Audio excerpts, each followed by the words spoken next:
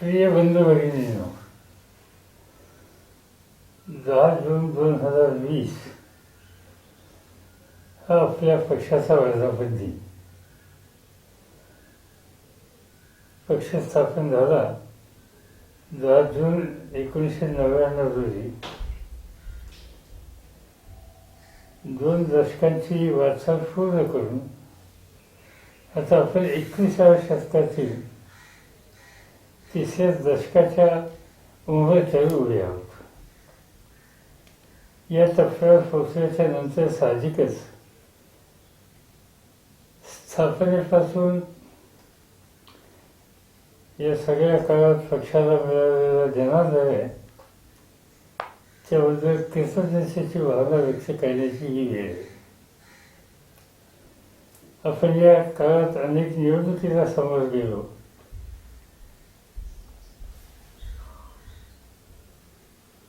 यशही मिळवलं,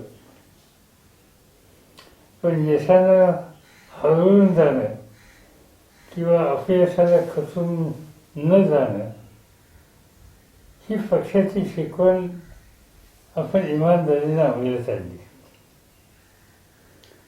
काही वेळा तर आपला पक्ष आता संपून जाईल अशी वाकीचाही करण्यात आली, पण आपण त्या सगळ्यांना पुरून उरलो.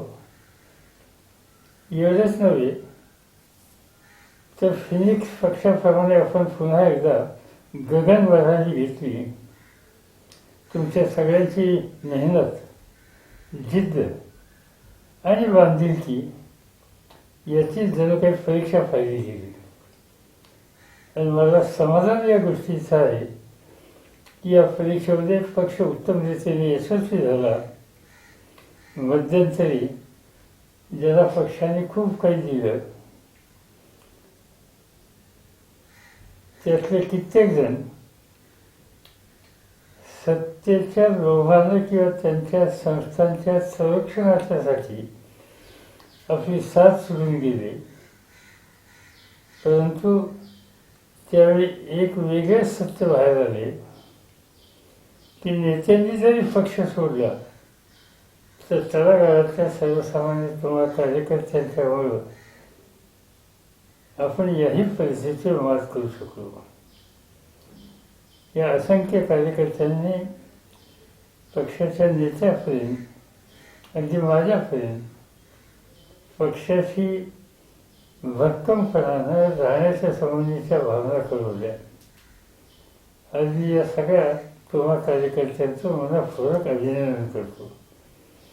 आपण आपली सर्वसामान्य साथीची बांधिलकी, गोरगरिबासाठी संघर्ष करणारे, सामाजिक संतुलनासाठी आग्रही अशी प्रतिभा आपली तयार झाली ही आपल्या सर्वांच्यासाठी अत्यंत अभिमानाची गोष्ट आहे. आजच्या स्थापनेच्या दिवशी आपण गेल्या काही महिन्यापासून अवघ्या जगाला उद्ध्वस्त करणाऱ्या कोरोनाच्या महाभयंकर संकटाचा सामना करीत आहोत. जगभरात या कोरोनानं हाहाकार माजवला. आपल्या देशातही कोरोनाचा प्रादुर्भाव मोठ्या प्रमाणात झाला आणि त्यात आपल्या महाराष्ट्राचा मोठाच हल्ला केला. देशाच्या आर्थिक राजधानीत म्हणजे मुंबईमध्ये कोरोना बाधितांची संख्या प्रचंड वाढली. मृत्युमुखी पडलेल्या लोकांचीही संख्या मोठी आहे.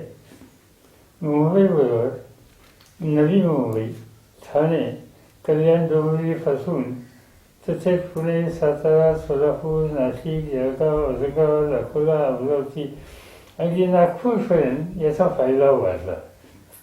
आजपर्यंत आपण अस्मानी संकटे पाहिली, महापूर पाहिले, दुष्काळ सहन केला, डेंग्यूसारख्या साथी येऊन गेल्या, पण कोरोनानं आता जीवन मरणाच्या सोबत प्रश्न उभा केला. या महामारीच्या संकटातून आपल्याला संपूर्ण समाजाला वाचवायचं आहे. हे काम कठीण आहे, पण ते आपण करूया.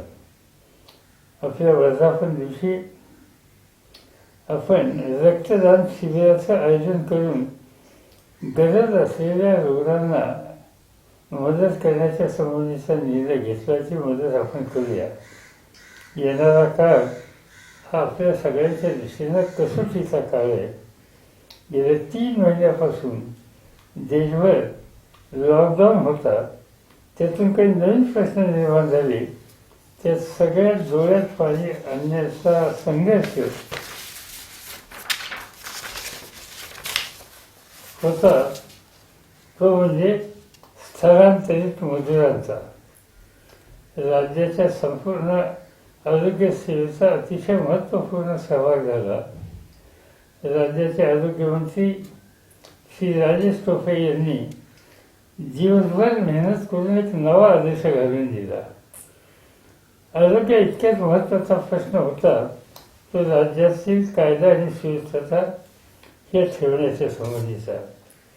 राज्याचे गृहमंत्री अनिल बाबू देशमुख यांनी सतत फिरतीवर जाऊन पोलीस दलांचेच नव्हे तर सर्वसामान्य नागरिकांचं मनोबल टिकून धरले आणि प्रत्यक्ष रणांगणात उतरून लढाई करणारे हे मंत्री राष्ट्रवादीचे आहेत आणि ही जाणीव संबंध राज्यभर झाली.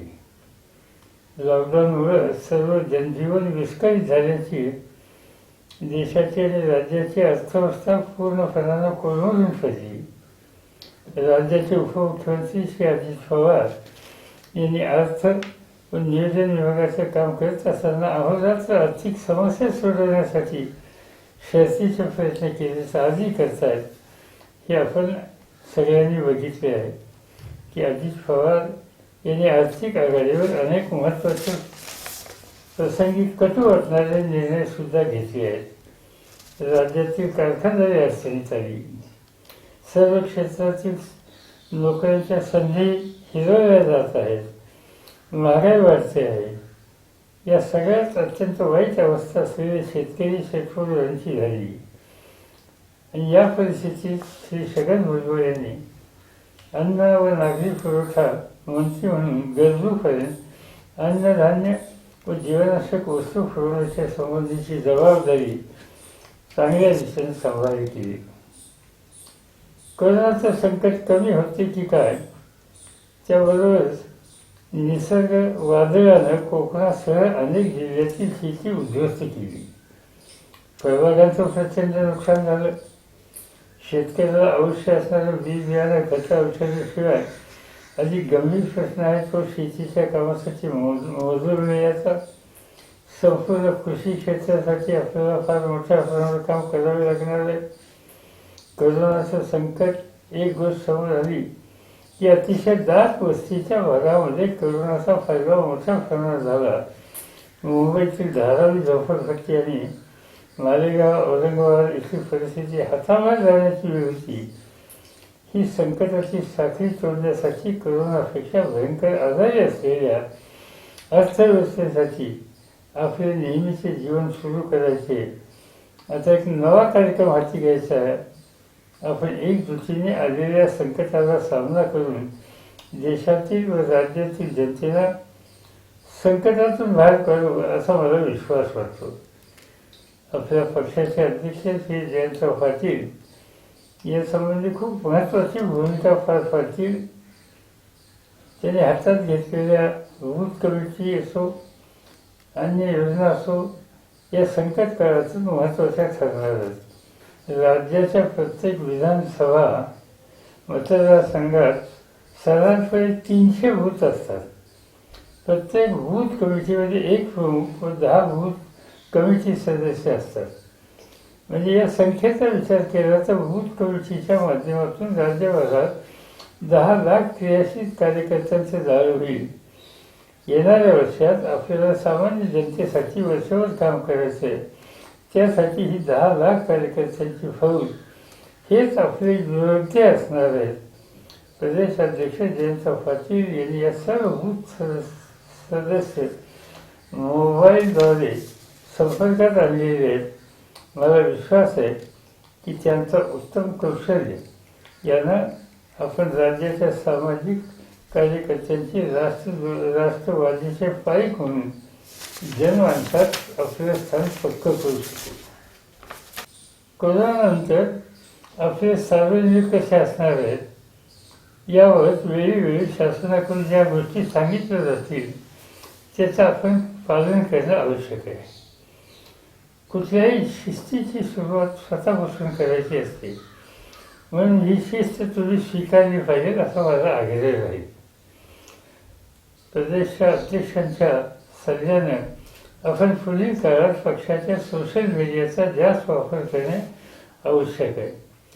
प्रदेशच्या सर्व पदाधिकाऱ्यांनी विभागवार कामाचं वाटप करून अतिशय कार्यक्षमतेनं लोकांच्यासाठी मेहनत केली पाहिजे. 10 जून 2020 पासूनचं वर्ष आपण समाजसेवेला समर्पित करीत आहोत. यासाठी प्रत्येक जिल्ह्याचा अध्यक्ष, फ्रंटल व सेलचे अध्यक्ष यांनी दर महिन्याचे कार्यक्रमाचे नियोजन करावे आणि त्याच्यामध्ये प्रामुख्यानं पुढील क्षेत्रामध्ये आपण अधिक लक्ष द्यावं. एक, कृषी क्षेत्र. यामध्ये राज्यातील ग्रामीण शेती व्यवस्था, शेतकऱ्यांचे प्रश्न तसेच स्वयंपूर्ण गाव हे कार्यक्रम हाती घ्यावेत आणि मला खात्री आहे की यासाठी श्वेत हसनभुसे हे कार्यकर्त्यांना मार्गदर्शन करतील.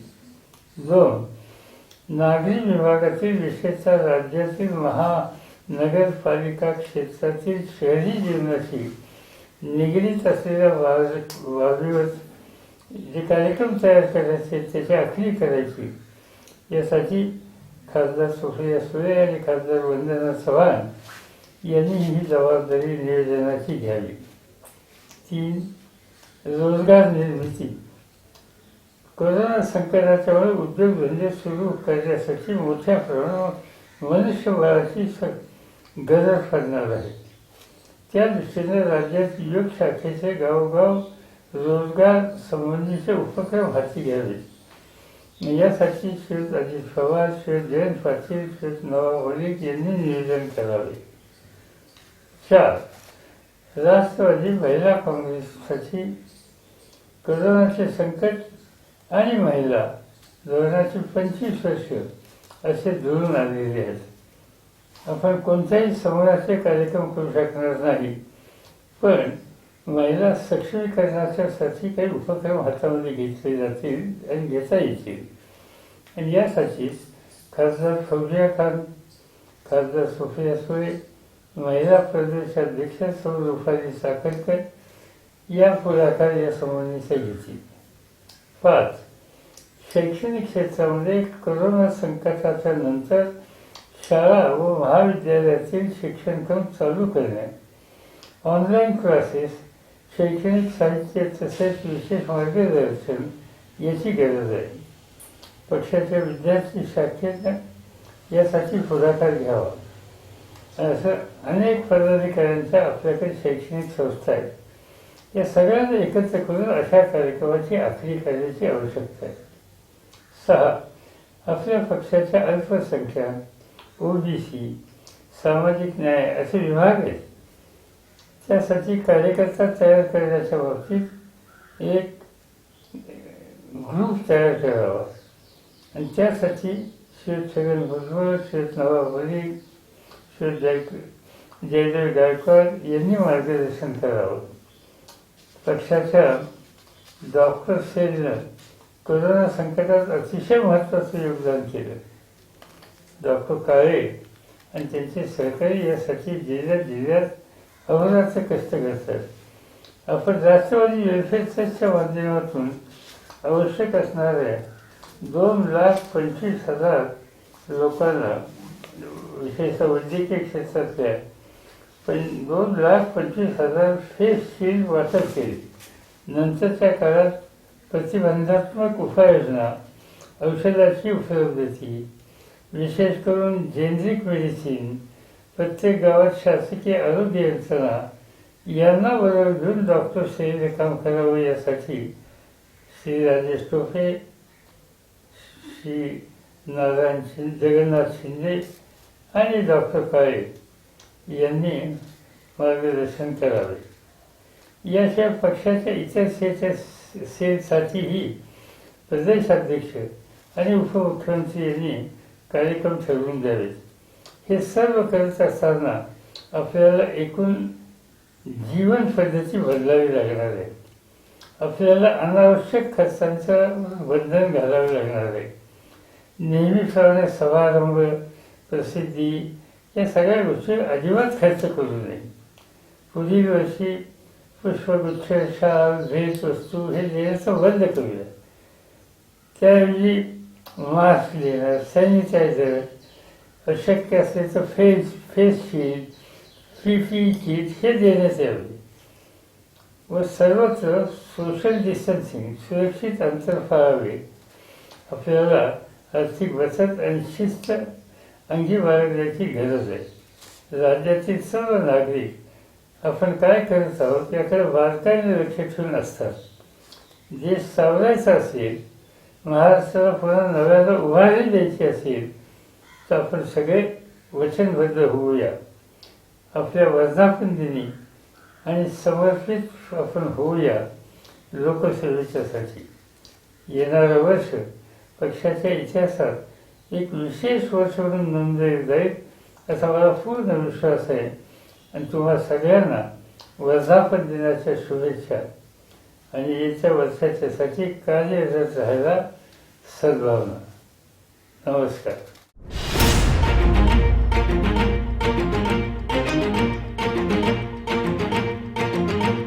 शिवारात राबणारा भोले बळी राजा, सांगतोय झटणारा कामगार माझा. माय बहिणीची आली काळजाची हाक, राष्ट्रवादी होती आहे आमच्या मनात. साहेब सोबतीला महाराष्ट्र आहे अख्खा, उजळेल राष्ट्रवादी केला इरादा पक्का. साहेब सोबतीला महाराष्ट्र आहे